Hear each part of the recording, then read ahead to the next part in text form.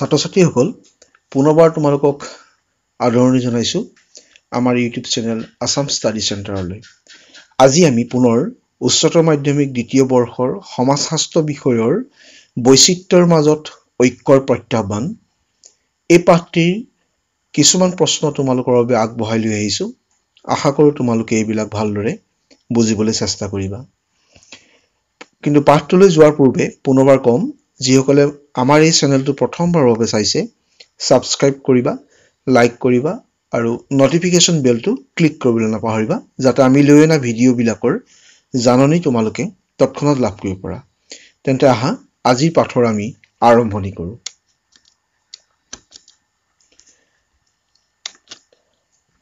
ভাৰতত প্ৰচলিত প্ৰধান ধৰ্মবোৰ কি কি? উত্তৰ: ভাৰতত প্ৰচলিত প্ৰধান ধৰ্মবোৰ হৈছে হিন্দু ধৰ্ম, ইছলাম ধৰ্ম, খ্ৰীষ্টান ধৰ্ম, জৈন ধৰ্ম, বৌদ্ধ ধৰ্ম, শিখ ধৰ্ম আৰু পাৰ্চী ধৰ্ম। ইয়াৰ পাছৰ প্ৰশ্ন: জাতিবাদে কি বুজায়? উত্তৰ: জাতিবাদে নিজৰ জাতিক ভাল পোৱা, নিজৰ জাতিক উচ্চ বুলি ভবা, নিজৰ জাতিৰ উন্নতিৰ চেষ্টা কৰা আৰু নিজৰ জাতিৰ ব্যক্তিসকলৰ এক আত্মীয়তাৰ মনোভাৱেৰে মিলি থাকি সামাজিক জীৱন যাপন কৰাক বুজায়।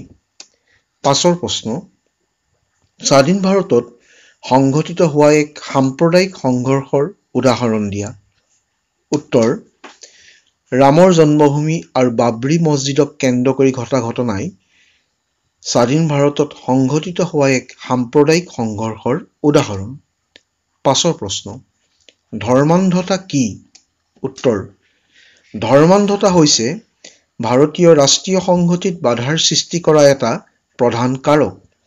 ধৰ্মান্ধতাৰ বাবে মানুহে উচিত অনুচিত বিচাৰ নকৰি কেৱল ধৰ্মীয় নিৰ্দেশনাৰ মতেও কাম কৰে আৰু আন ধৰ্মক শত্ৰু জ্ঞান কৰে।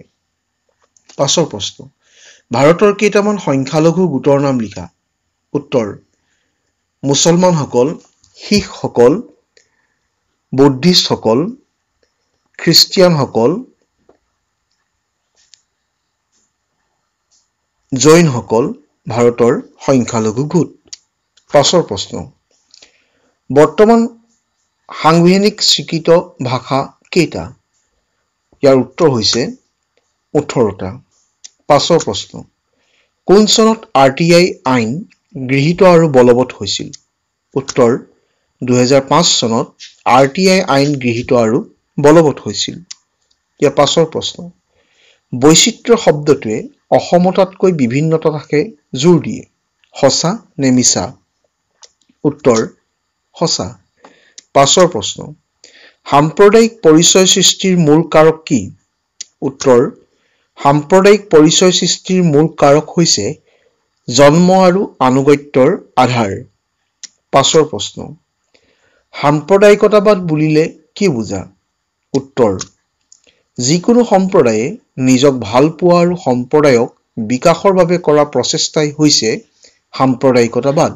অৰ্থাৎ একোটা সম্প্ৰদায়ে সৰ্বভাৰতীয় জাতীয় সত্তাৰ পৰা পৃথক হৈ আহি নিজা নিজা সম্প্ৰদায়ৰ পৰিচয় আৰু বিকাশৰ বাবে জগাই তোলা প্ৰচেষ্টাই হৈছে সাম্প্ৰদায়িকতাবাদ।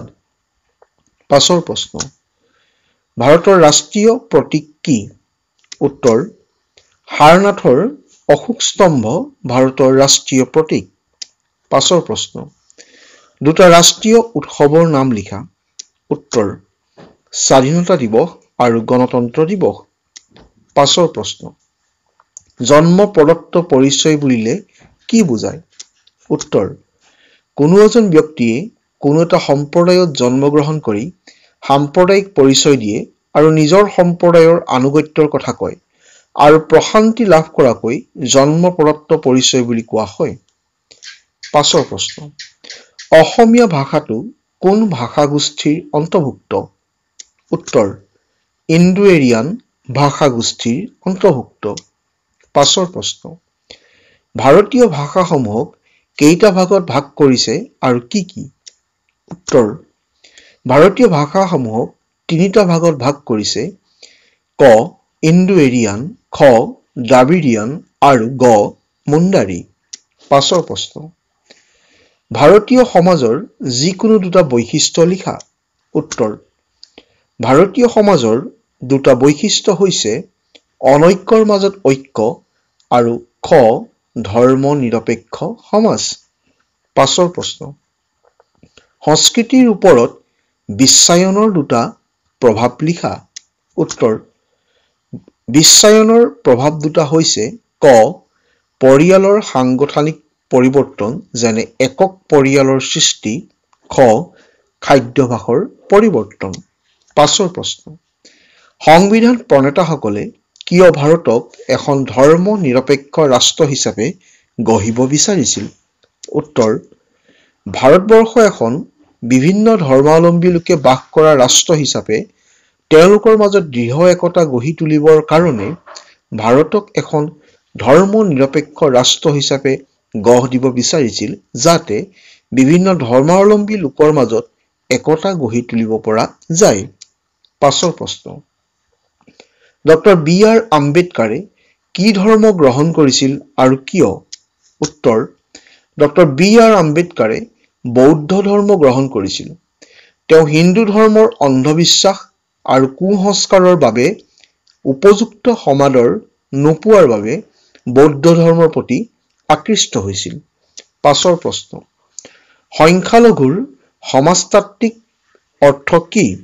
উত্তৰ সংখ্যালঘু ধাৰণাটো সমাজতত্ত্বৰ এক উল্লেখযোগ্য ধাৰণা।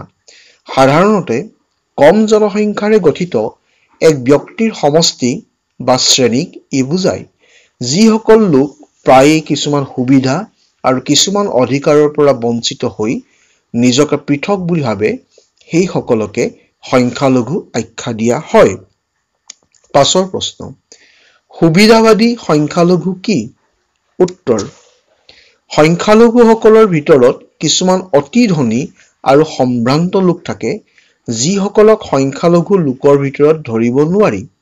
সংখ্যালঘুসকলৰ মাজত এনেদৰে অৱস্থান কৰা লোককে সুবিধাবাদী সংখ্যালঘু বুলি কোৱা হয়। 5 প্ৰশ্ন জাতীয়তাবাদৰ দুটা অনিষ্টকাৰী ফল উল্লেখ কৰা।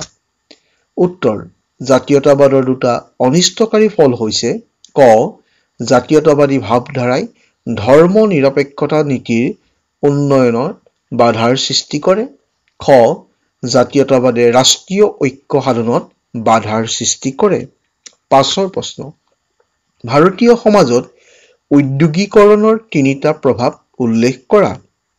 উত্তৰ ভাৰতীয় সমাজত উদ্যোগীকৰণৰ তিনিটা প্ৰভাৱ হ'ল ক যাতায়াত আৰু পৰিবহণ ব্যৱস্থাৰ উন্নতি, খ নতুন বৃত্তিৰ উদ্ভৱ, গ নগৰীকৰণ। 5 প্ৰশ্ন আৰ্য সমাজ কোনে প্ৰতিষ্ঠা কৰিছিল? উত্তৰ স্বামী দয়ানন্দ সৰস্বতীয়ে আৰ্য সমাজ প্ৰতিষ্ঠা কৰিছিল। 5 প্ৰশ্ন জাতীয়তাবাদ কি? উত্তৰ কেতিয়াবা ৰাজনৈতিক কাৰণত কিছুমান প্ৰভাৱশালী ৰাজনৈতিক নেতাই জাতীয় সচেতনতাক ৰাজনৈতিক মুনাফা আদায়ৰ উদ্দেশ্যে নিৰ্বাচনী কৰ্মত ব্যৱহাৰ কৰে। অৰ্থাৎ জাতীয় সচেতনতাক যেতিয়া ৰাজনৈতিক উদ্দেশ্যত ব্যৱহাৰ কৰা হয়, তাকে জাতীয়তাবাদ বুলি কোৱা হয়। সাধাৰণতে ৰাজনৈতিক নেতাসকলে আৱশ্যকমতে ভোট যুদ্ধত জাতীয়তাবাদক এক হাথিয়াৰ হিচাপে ব্যৱহাৰ কৰা দেখা যায়। এনেধৰণৰ জাতীয় সচেতনতাকে জাতীয়তাবাদ বোলা হয়। 5 প্ৰশ্ন সাম্প্ৰদায়িকতাবাদ কি? উত্তৰ সৰ্বভাৰতীয় জাতীয় সত্তাৰ বিপৰীতে যি নিজা সাম্প্ৰদায়িকতাৰ বিকাশৰ প্ৰচেষ্টা চলায়, অৰ্থাৎ যিকোনো সম্প্ৰদায়ে নিজক ভাল পোৱা আৰু সাম্প্ৰদায়িক বিকাশৰ বাবে কৰা প্ৰচেষ্টাই হ'ল সাম্প্ৰদায়িকতাবাদ। ইয়াৰ মূল লক্ষ্য হৈছে একোটা সম্প্ৰদায়ে সৰ্বভাৰতীয় চিন্তাধাৰাৰ পৰা পৃথক হৈ আহি নিজা সম্প্ৰদায়ৰ আত্মপৰিচয় আৰু আত্মবিকাশ জগাই তোলা। ছাত্ৰ ছাত্ৰীসকল, আজি আমি উচ্চতৰ মাধ্যমিক কলা শাখাৰ সমাজশাস্ত্ৰ বিষয়ৰ